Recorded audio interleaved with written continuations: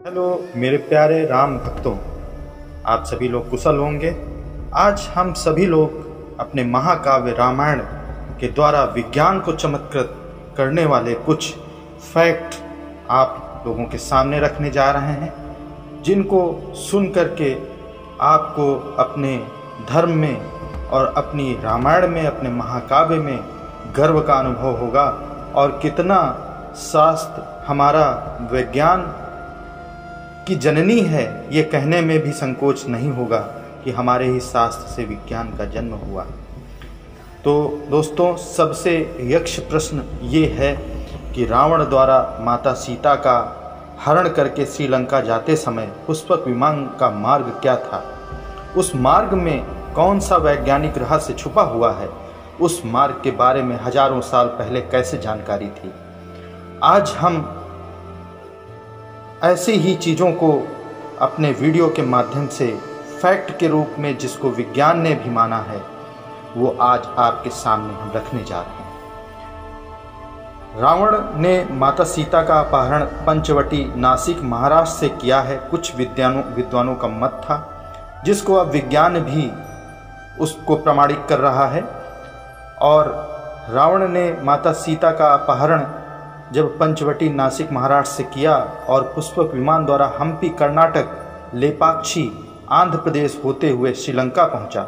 आश्चर्य होता है जब हम आधुनिक तकनीक से देखते हैं कि नासिक, हम्पी, लेपाक्षी और श्रीलंका बिल्कुल एक सीधी लाइन में है, अर्थात ये पंचवटी से श्रीलंका जाने का सबसे छोटा रास्ता है।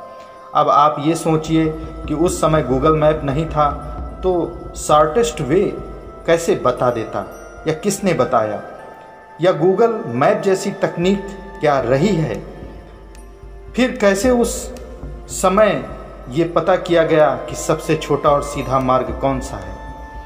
अगर हम रामायण विरोधियों के अहम की संतुष्टि के लिए मान भी लें कि चलो रामायण एक महाकाव्य है जो वाल्मीकि ने लिखा, तो फिर ये बताओ कि उस जमाने में भी गूगल मैप नहीं था, तो रामायण लिखने वाले वाल्मीकि जी को कैसे पता चला कि पंचवटी से श्रीलंका का सीधा छोटा रास्ता कौन सा है। महाकाव्य में किन्हीं भी स्थानों का जिक्र घटनाओं को बताने के लिए आ जाता है, लेकिन क्यों वाल्मीकि जी ने सीता हरण के लिए केवल उन्हीं स्थानों का जिक्र किया जो पुष्पक विमान का सबसे छोटा और बिल्कुल सीधा रास्ता था। ये ठीक वैसे ही है कि आज से 500 साल पहले गोस्वामी तुलसीदास जी को कैसे पता चला कि पृथ्वी से सूर्य की दूरी जुग सहस्त्र योजन पर भानु, यानी 152 मिलियन किलोमीटर हनुमान चालीसा में उल्लेखित है, जिसको नासा ने भी प्रूफ किया है कि ये बिल्कुल एक्यूरेट जो है गिनती है। अब आगे देखिए कि पंचवटी वो स्थान है जहाँ प्रभु श्री राम, माता जानकी और भ्राता लक्ष्मण वनवास के समय रह रहे थे। यही शूर्पणखा आई और विवाह से लक्ष्मण से विवाह करने के लिए उपद्रव करने लगी। विवश होकर लक्ष्मण ने शूर्पणखा की नाक यानी नासिका काट दी। आज उसी स्थान को हम नासिक, महाराष्ट्र के नाम से जानते हैं। आगे चलिए, पुष्पक विमान में जाते हुए सीता जी ने देखा कि एक पर्वत के शिखर पर बैठे हुए कुछ वानर ऊपर की ओर कौतूहल से देख रहे हैं, तो सीता जी ने अपने वस्त्र की कोर फाड़कर उसमें अपने कंगन बांधकर नीचे फेंक दिए ताकि राम को उन्हें ढूंढने में सहायता प्राप्त हो सके। जिस स्थान पर सीता जी ने उन वानरों को यह आभूषण फेंके वो स्थान था ऋषिमुख पर्वत, जो आज के हम्पी, कर्नाटक में स्थित है। इसके बाद वृद्ध गिद्धराज जटायु ने रोती हुई सीता को देखा कि कोई राक्षस किसी स्त्री को बलात् अपने विमान में लेके जा रहा है। जटायु ने सीता जी को छुड़ाने के लिए रावण से युद्ध किया। रावण ने तलवार से जटायु के पंख काट दिए।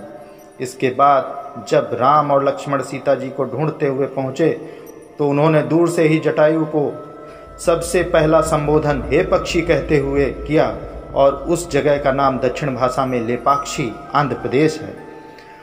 अब क्या समझ आया आपको? पंचवटी, हम्पी, लेपाक्षी, श्रीलंका, सीधा रास्ता, सबसे छोटा रास्ता, हवाई रास्ता, यानी हमारे ज़माने में विमान होने के सबूत गूगल मैप का निकाला गया फ़ोटो आपको वीडियो में दिखाई पड़ रहा है। अपने ज्ञान विज्ञान संस्कृत को भूल चुके भारत बंधुओं को रामायण कोई माइथोलॉजी नहीं है, ये महर्षि वाल्मीकि द्वारा लिखा गया सत्य इतिहास है जो विज्ञान प्रमाणित है। और आज जिसको विज्ञान ने भी प्रमाण की अपनी मोहर लगा दी है, और विज्ञान भी हमारे ही सनातन धर्म से निकला हुआ ज्ञान है। और विज्ञान का मतलब भी होता है कि किसी ज्ञान को प्रामाणिकता के तराजू पर तौल करके उसको सही ढंग से सुव्यवस्थित तरीके से अध्ययन किया जाए और उसके सत्य असत्य को प्रमाणित किया जाए, वही विज्ञान है।